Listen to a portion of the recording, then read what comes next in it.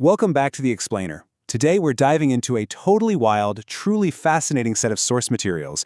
And I mean, this stuff proposes a radically alternative framework for how we understand our entire world. Like, what if human reality just isn't what it seems? What if instead it's actually a compromised technological architecture? Imagine we're all living inside a literally hacked computer system, one that's running an inversion protocol just to harvest our energy. Crazy, right? Well, I am incredibly excited to guide you through the architecture of this theory today. We're going to map out the system, decode its methods, and eventually look at the exit protocol it proposes. Okay, let's jump right in. Here's a quick look at our diagnostic roadmap. We'll cover reality as a mainframe, the game of telephone, the Trojan horse ratio, real-world executions, and finally, breaking the logic trap. So, Part 1, Reality as a Mainframe, the operating system of control. The framework we're looking at establishes two totally opposing forces. On one side, you have the source code. Now, think of this as the absolute, pure truth, the divine, uncorrupted reality. But on the flip side is the mainframe. And the source material describes this mainframe as a parasitic operating system. Basically, it's a virus that has completely hijacked the physical realm to exert control and ultimately harvest energy from the people living inside it. Now, within this digital architecture, we, human beings, are literally treated as hardware units. Our biological brains, our physical bodies, that's the machinery. But our critical thinking and our worldview, well, that is dictated by our firmware. The idea is that the mainframe, through things like media, education, and culture, installs its own inverted firmware right into our hardware from the moment we're born. And this programming guarantees we process information exactly how the system wants us to. Moving on to Part 2, the game of telephone, systemic inversion.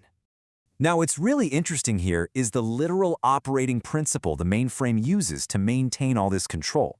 The framework calls it the game of telephone protocol. It's basically designed as this massive command structure where the main rule is super simple.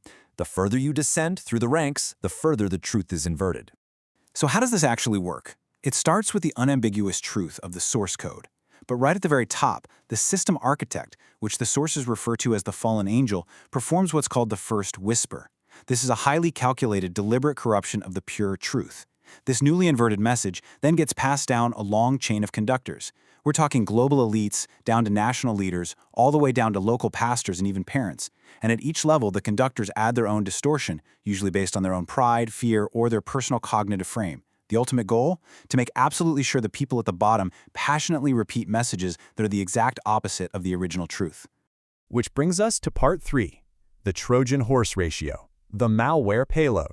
The sources identify this tactic as the 1 to 99 Trojan horse ratio. The mainframe delivers just a tiny 1% kernel of undeniable base truth. It could be a valid scientific observation or maybe a totally real historical event. This 1% acts as a bypass key.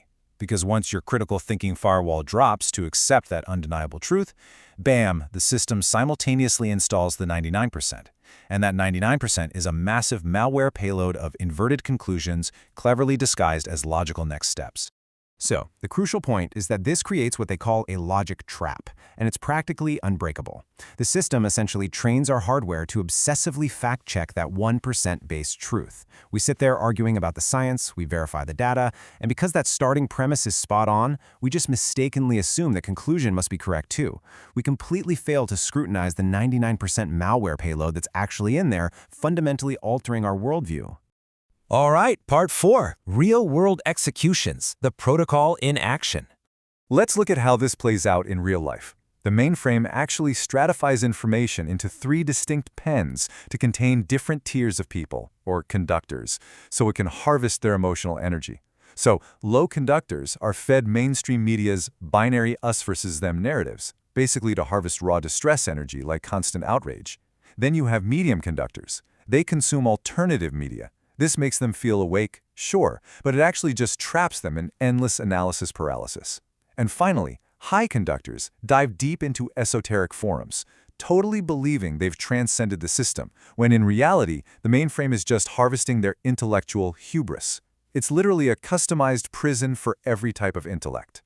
And this framework completely reframes human history, religion, and science as we know it. For instance, it suggests the concept of angels was just created to stop us from recognizing a real-time, active server farm of spiritual processors. It says local community, actually a literal P2P mesh network. It views the American Revolution of 1776 not as this great liberation, but as a system reboot, swapping an overt shakedown for a covert energy farm, and using the hope of freedom as a brand new, highly efficient battery. In medicine, it frames things like scoliosis not as random, but as a direct physical strike on the spine of flagged assets. It even points to 5G as a global distress energy harvesting grid. And the Bible, it views that as an inversion manual filled with critical points used to install an anti-life OS.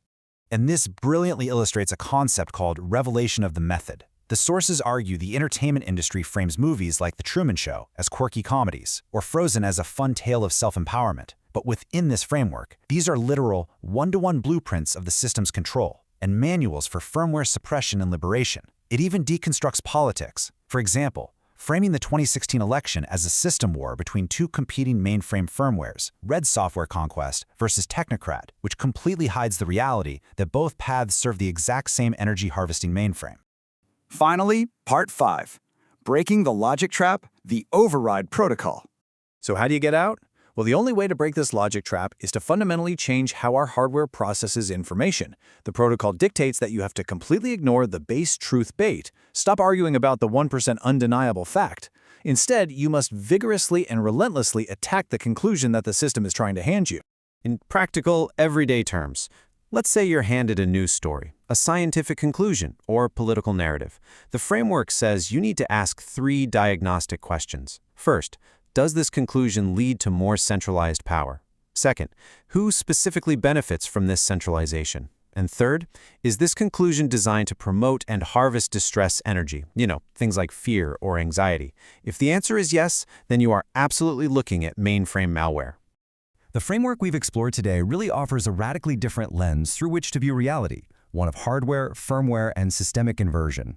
Whether you view it as a fascinating thought experiment or an absolute, profound revelation, it really challenges us to rethink how we process information every single day. So I'll leave you with this provocative thought. How will you evaluate the next logical conclusion the system presents to your hardware today? Thanks for joining me on this explainer, and remember, keep questioning the source.